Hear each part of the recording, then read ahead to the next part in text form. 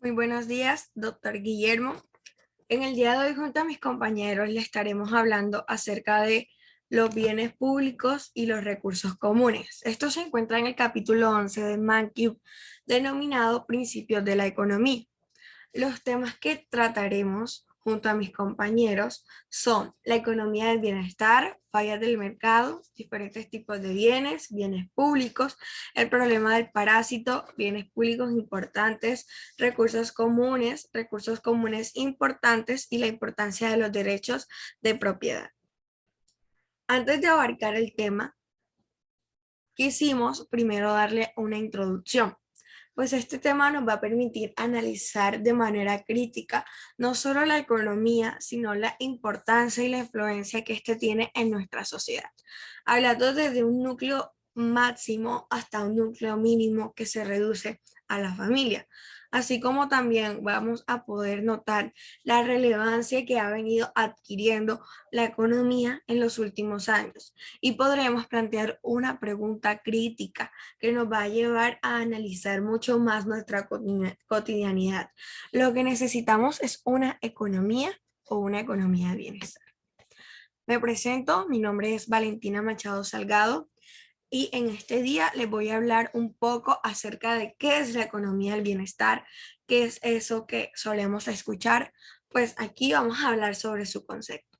La economía del bienestar, en primer lugar, debemos saber que es una rama de la economía normativa.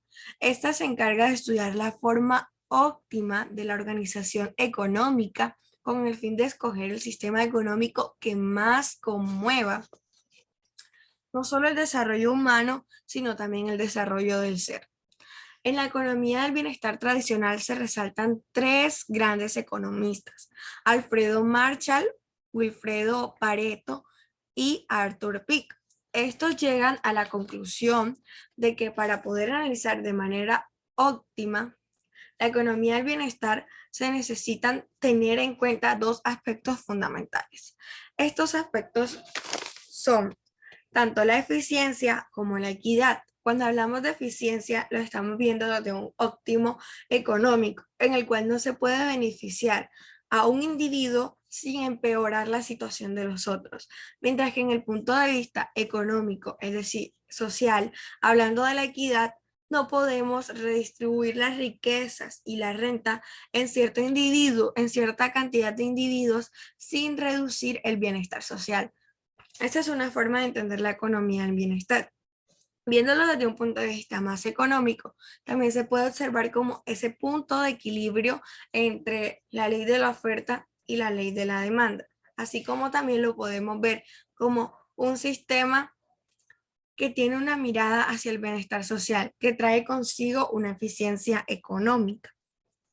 Una vez entendido esto, podemos hablar de las fallas del mercado. Las fallas del mercado son las externalidades y los bienes públicos. Claro, hablando del tema de los bienes públicos y los recursos comunes. Cuando hablamos de externalidades, estamos haciendo referencia a esa decisión que hay entre los consumidores y los productores que trae consigo un efecto a la sociedad. Este efecto puede ser tanto positivo como negativo. Un claro ejemplo de una externalidad positiva se presenta cuando hay costos, hay ganancias que no se tienen previstas en la actividad productiva, pero se reflejan en la actividad económica. Mientras que una externalidad negativa puede ser aquellos costos no incorporados en la actividad productiva que se reflejan en la actividad económica. Y por último, los bienes públicos.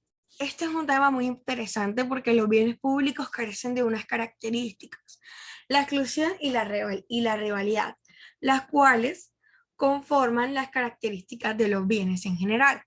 Bueno, resulta y pasa que los bienes públicos carecen de bienes excluibles y de bienes rivales. Los bienes excluibles son aquellos que yo puedo impedirle a la otra persona el consumo de ese producto.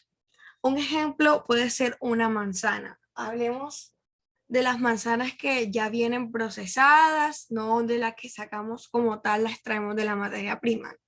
Hablemos de las manzanas procesadas. Yo puedo negarle a otra persona simplemente el consumo de esa manzana, basta con yo no dársela. Mientras que los bienes rivales son aquellos que al yo consumirlo estoy disminuyendo la posibilidad de que otra persona los consuma o acceda a ese bien o servicio. Un claro ejemplo de esto es las boletas del estadio. Pues al yo comprar una boleta del estadio es una boleta menos que otro consumidor quiere comprar para disfrutar del partido o de algún evento.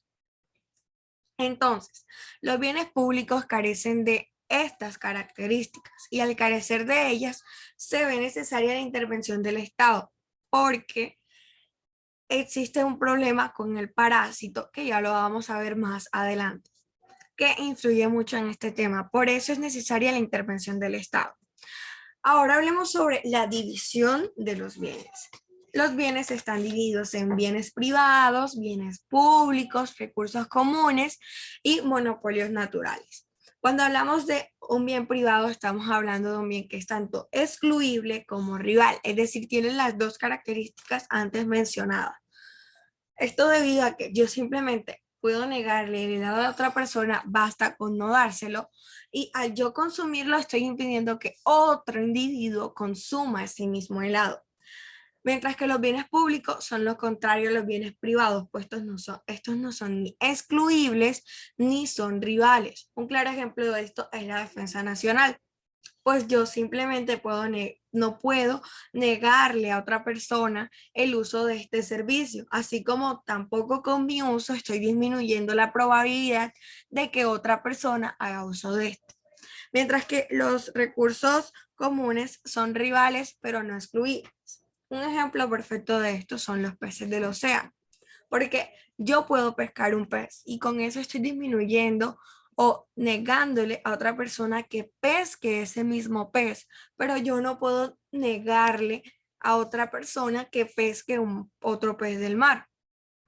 Y los monopolios naturales son excluibles, pero no son rivales. Un claro ejemplo de esto es el servicio de los bomberos, pues ellos a una situación en la cual se presente en donde una casa se incendia, pueden simplemente no prestar el servicio y dejar que la casa se incendie, es decir, no apagar el incendio. Pero como ellos se han venido preparando para eso, ese es su labor, es un servicio que tienen que cumplir, pues lo más lógico es que apaguen el incendio. Pero al ellos abstenerse, están generando un monopolio natural. Como consecuencia de estos bienes ya explicados anteriormente, se ve necesaria la intervención del Estado, ya que hay unas ineficiencias en cada uno de esos bienes. Bueno, muchas gracias. Espero que haya sido de mucho gusto para usted, profesor, mi exposición. Que tenga un excelente día. Buenas tardes, doctor Guillermo. Mi nombre es Silvia Sánchez y mi tema a exponer en el día de hoy son los bienes públicos. Para comprender en qué se diferencian los bienes públicos de otros bienes y qué problemas plantean a la sociedad, veamos un ejemplo, un espectáculo de juegos artificiales, como aquí lo expongo. Este bien no es excluible porque es imposible impedir que lo vean una persona y no es rival porque el hecho de que disfrute de él una persona no reduce el disfrute de otra. En este tema incluimos el problema del parásito. A los ciudadanos de Ciudadela les gusta ver los fuegos artificiales el día de la fiesta del pueblo. Cada uno de sus 500 residentes concede un valor de 10 pesos a esta experiencia. El coste del espectáculo es de 1,000 pesos. Como los 5,000 pesos de beneficios son superiores a los 1,000 pesos de costes, es eficiente que los residentes de la ciudadela vean los juegos artificiales el día de su fiesta. ¿Produciría el mercado privado el resultado eficiente? Pues probablemente no, ya que imaginamos que Elena, empresaria de Ciudadela, decidiría organizar un espectáculo de juegos artificiales, seguramente tendrá problemas para vender entradas por el acontecimiento, ya que sus posibles clientes se darían cuenta rápidamente de que podrían verlos incluso sin entrada. Los juegos artificiales no son excluibles, por lo que los individuos tienen un incentivo para comportarse como un parásito. Un parásito que definimos es una persona que recibe el beneficio de un bien para evitar pagarlo. De esta manera, para ver el fallo del mercado es considerar que se debe a una externalidad. Si Elena organiza el espectáculo de juegos artificiales, conferiría un beneficio externo a los que vieran sin pagarlo. Cuando se pregunta si van a organizar o no el espectáculo, no tiene en cuenta los beneficios externos. Aun cuando el espectáculo sea socialmente deseable, no es rentable desde el punto de vista privado. Como consecuencia, Elena toma la decisión socialmente ineficiente de no organizar el espectáculo. Aunque el mercado privado ofrece el espectáculo demandado por los residentes de Ciudadela, la resolución del problema de este pueblo es evidente. La administración local puede patrocinar la celebración de la fiesta. El ayuntamiento puede obligar a que todo el mundo pague un impuesto de 2% y al utilizar los ingresos para contratar a Elena con el fin de que monte el espectáculo. Todos los residentes de Ciudadela disfrutan de un bienestar mayor en 8 pesos. Los 10 pesos del valor generado por los juegos artificiales menos el impuesto de 2 pesos. Elena puede ayudar a la Ciudadela a lograr el resultado eficiente como empleada pública, aun cuando no puede hacerlo como empresaria privada. Para concluir, la historia de la Ciudadela es muy esquemática, pero también es realista. De hecho, por ejemplo, en Estados Unidos muchas administraciones locales pagan los juegos artificiales que se celebran en la fiesta nacional del 4 de julio. Por otra parte, la historia muestra una lección general sobre los bienes públicos. Como estos no son excluibles, el problema del parásito impide al mercado privado suministrarlos. Sin embargo, el Estado puede resolver el problema. Si llega a la conclusión de que los beneficios totales son superiores a los costes, puede suministrar el bien público y pagarlo con ingresos fiscales, mejorando el bienestar de todo el mundo. Gracias. Mi nombre es Carlos Arturo Lora y en el día de hoy me tocó exponer recursos comunes.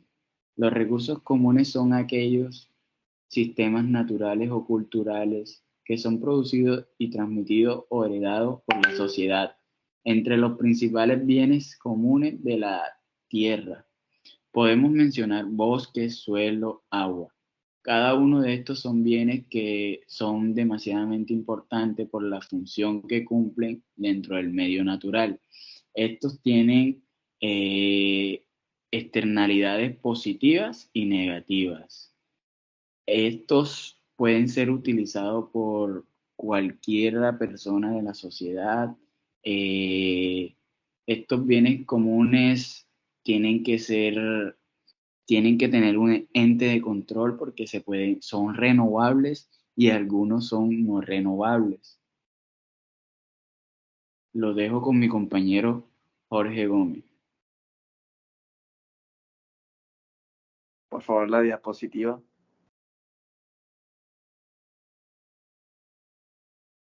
Buenas tardes, mi nombre es José María Gómez Echeona. Yo les voy a hablar sobre algunos recursos comunes importantes. Hay muchos ejemplos de recursos comunes. En casi todos los casos surge el mismo problema que en la tragedia de los bienes comunales. Los individuos utilizan excesivamente el recurso común. El Estado suele regularlo mediante la conducta o imponer tasas con el fin de atenuar el problema del uso excesivo. Algunos de estos recursos son el aire y el agua limpia. La contaminación es una externalidad negativa. Las externalidades negativas se refiere a todo tipo de dañinos para la sociedad generados por actividades de producción o consumo. El Estado la puede controlar mediante impuestos. Así podría afectarse tasa preferencial para empresas que promuevan la reducción en la contaminación. Segundo es los yacimientos de petróleo. Consideramos un yacimiento petrolífero tan grande que se encuentra en el subsuelo de muchas propiedades de diferentes propietarios. Cualquiera de ellos pueden perforar y extraer el petróleo, pero cuando lo extrae uno, queda menos para los demás. El petróleo es un recurso común. Para asegurarse de que el petróleo se extrae con el menor coste posible, es necesario algún tipo de acción conjunta a los propietarios para resolver el problema de los recursos comunes. El teorema de Coase, que sugiere que sería posible una solución privada. Los propietarios podrían llevar un acuerdo sobre la forma de extraer el petróleo y repartirse los beneficios. En este caso, los propietarios actuarían esencialmente como una sola empresa. Sin embargo, cuando hay muchos propietarios es más difícil la solución privada. En este caso, la regulación pública podría garantizar que se extrajera el petróleo eficientemente. Las carreras gestionadas. Las carreras pueden ser bienes públicos o recursos comunes. Si no están congestionadas, su uso por parte de una persona no afecta a nadie más. En este caso, el uso no es rival y las carreteras son un bien público. Sin embargo, si están congestionadas, su uso genera una externalidad negativa. Cuando una persona conduce por una carretera, aumenta la congestión por lo que otras personas deben de conducir más despacio. En este caso, la carretera es un recurso común. El Estado puede resolver este problema cobrando un peaje a los conductores. Un peaje es esencialmente un impuesto pigoviano sobre las externalidades de la congestión. A menudo, como en el caso de las carreteras locales, los peajes no son una solución práctica porque el coste es cobrarlo es demasiado alto, pero a veces la congestión solo es un problema a ciertas horas del día. Estas externalidades pueden resolverse eficientemente cobrando un peaje más alto a la hora punta. Este peaje daría un incentivo a los conductores para modificar sus horarios con el fin de reducir el tráfico cuando la congestión es mayor. Otra política que responde al problema de la congestión del tráfico es el impuesto a la gasolina, ya que este es un bien complementario a los automóviles y siendo una subida a su precio, tiende a reducir la cantidad demandada a la conducción. Por lo tanto, un impuesto sobre la gasolina reduce la congestión de las carreteras. Los peces, las ballenas y otras especies salvajes. Los océanos siguen siendo uno de los recursos comunes menos regulados. Son dos de los problemas que impiden encontrar una fácil solución.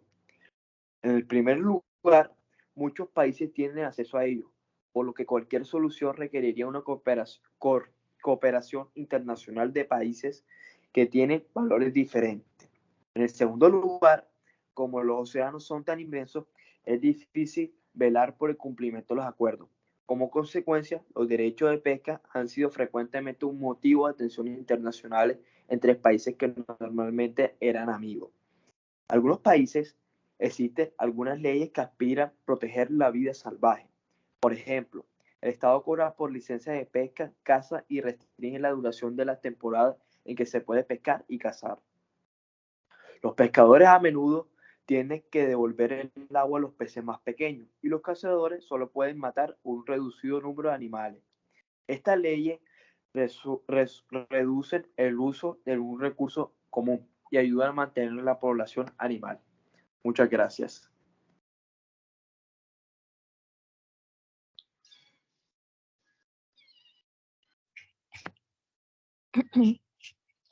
Mi nombre es Charia Espinosa y voy a hablar acerca de la importancia de los derechos de la propiedad.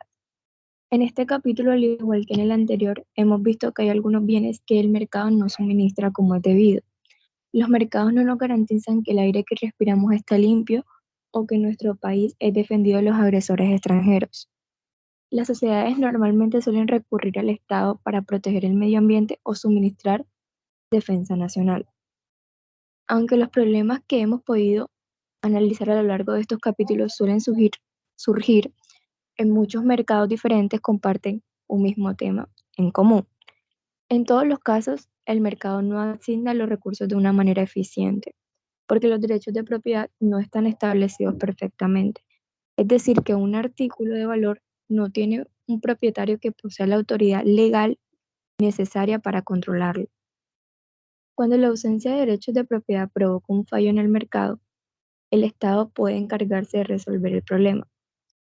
Algunas veces podría ocurrir con la venta de permisos de contaminación. La solución radica en que el Estado ayude a definir los derechos de propiedad y de esta forma liberar las fuerzas del mercado. En este y en todos los casos posibles, si la política está bien planificada y gestionada de la manera correcta, puede aumentar la eficiencia en la asignación de recursos y elevar el bienestar económico. A continuación, la bibliografía. Gracias. Ahora yo les voy a hablar acerca de los bienes públicos importantes. Existen bienes que por sus características el mercado no los puede asignar y en caso tal de que el mercado los asignara, estos serían insuficientes porque estos son bienes no rentables, es decir, que tienen bajo margen de ganancia. Por eso es que una de sus principales características es que los bienes públicos fundamentales o importantes son aquellos pertenecientes al Estado, cuya función principal es satisfacer necesidades públicas y siempre tener en cuenta que estas necesidades deben de ser asequibles a todos los ciudadanos. Para que un bien sea considerado importante o fundamental, debe de cumplir con tres principales características. Una, que ya las habían dicho antes, es ser excluyente, es decir, que el bien no se pueda impedir que lo use otra persona. Un ejemplo de este es el aire. Nosotros podemos consumir el aire, pero no podemos pedirle a otras personas que dejen de consumirlo. Dos, no son rivales, porque el uso de una persona no baja o define la calidad de ese bien. Ejemplo de esto es el alumbrado público. Y tres, que sean externalidades positivas, que estos bienes no poseen un valor monetario y podemos consumir. Ejemplo de este es la defensa nacional. La defensa nacional no tiene un valor monetario, pero siempre que la necesitemos está ahí para su consumo. Otro de los bienes públicos importantes es el de las investigaciones básicas. Este tiene un alto rango de interés porque no solamente es necesario para un individuo, sino también como para la sociedad y el Estado como tal. Porque este es un bien público con, con intereses que otorgan al individuo un mayor beneficio. Y si el individuo tiene un mayor beneficio, entonces el Estado también tendrá mayor beneficio. Tenemos bienes públicos importantes que son tomados por un análisis llamado el difícil análisis laboral del costo-beneficio. Este no solamente es un análisis del mercado, sino también implementado por el Estado. Un ejemplo de este es implementar nuevos semáforos en la ciudad. Entonces, el análisis consiste en saber cuál es la inversión, cuál es el costo de cada semáforo que se va a implementar dentro de la ciudad y cuál es el beneficio. En este caso, ¿cuál sería el beneficio? Pues proteger la vida del individuo. Entonces, el análisis consiste en hacer una diferencia entre cuánto vale para el Estado la vida del individuo y cuánto vale la inversión de cada semáforo dentro de la ciudad. Si el beneficio monetariamente es mayor a la inversión, entonces el análisis laboral del coste-beneficio es positivo.